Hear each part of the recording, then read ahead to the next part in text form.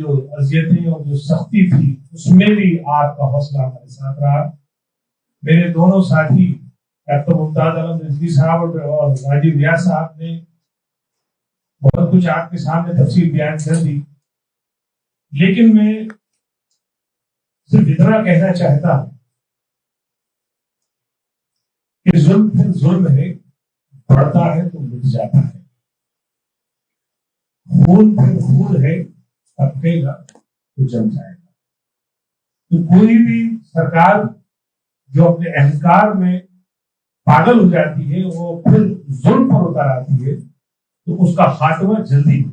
हैरानी की बात यह है कि जो लोग हिंदुस्तान के आईन की धज्जियां उड़ा रहे हैं, वो आराम से अपने बंगलों में ऐश से और इत्मीनान से सो रहे हैं, और वो लोग जो हिंदुस्तान के आईन की पासदारी करते हुए अपने संवैधानिक अधिकार को इस्तेमाल करते हुए अपनी आवाज बुलंद कर रहे हैं, उनको सख्त दफाओं में जेल के अंदर भी लगा है।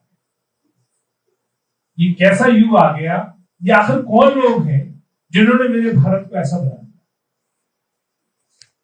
लेकिन ये हम सबकी जिम्मेदारी है कि हम अपने आम जनता को सच्चाई बताएं और सरकार को भी ये सच्चाई से रूबरू कराएं कि आपकी जो गलत नीतियां हैं, आपके जो गलत ऑर्डर्स हैं, उसकी वजह से जो ज्यादती बढ़ी, खास तौर से दिल्ली पुलिस का जो रवैया है, जो कानून की नहीं सुन रही है लेकिन अमित शाह की सुन रही है, जिसका एक अलग ट्रेंड है जो हमने आज तक अपनी 50 साल जिंदगी में नहीं देखा।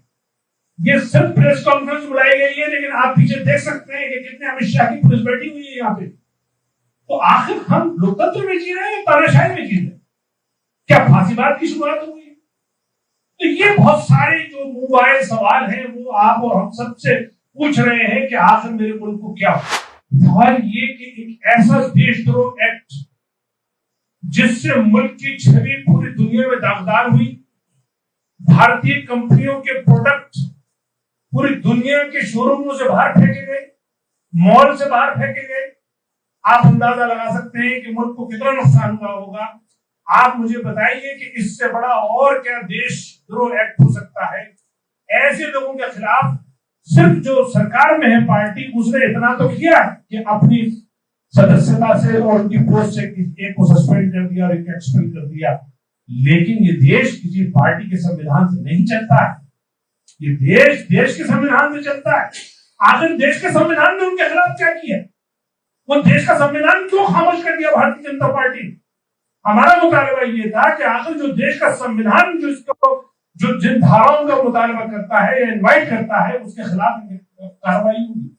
हमारा मुतालबा ये था कि आखिर ये जो दो लोग हैं जो भारतीय जनता पार्टी के प्रवक्ता हुआ करते थे, इनके खिलाफ दिल्ली पुलिस कब एक्ट करेगी, और एक्ट भी यूएपीए में क्यों नहीं कर रहे?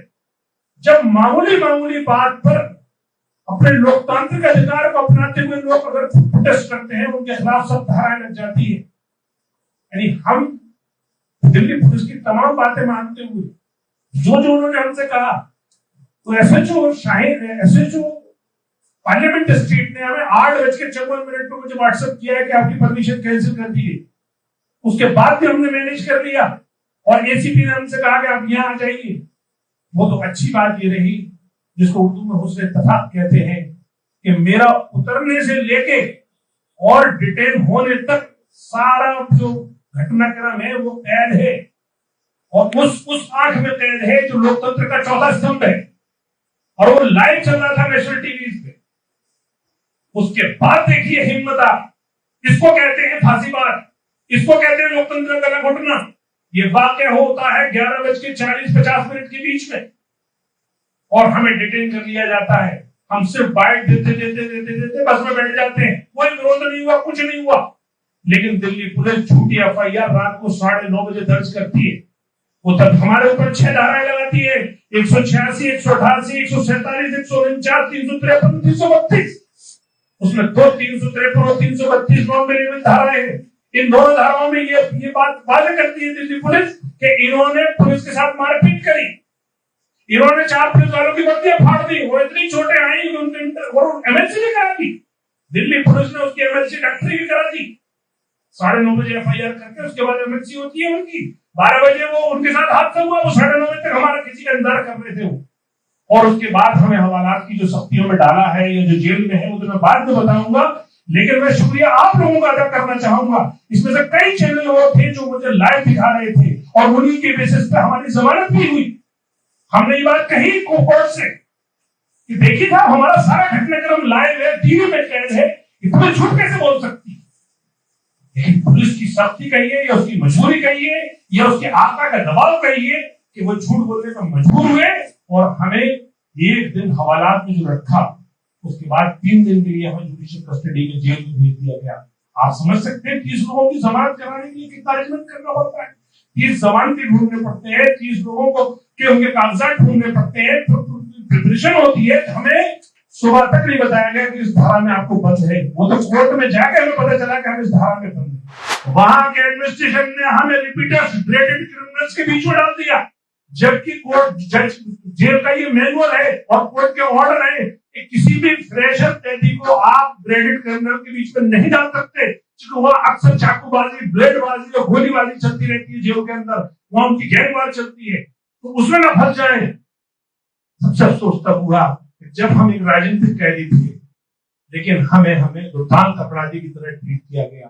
और उसके बाद जो तकलीफों का दौर शुरू हुआ, तीसरी मंजिल थी, ऊपर छत तप रही थी, कोई हवा का बस 4 पंखे थे 26 लोगों में, जिस बैरक में मैं था। खाने का तो ऐसा था बस उन्होंने डाल दिया, आप खा लीजिए।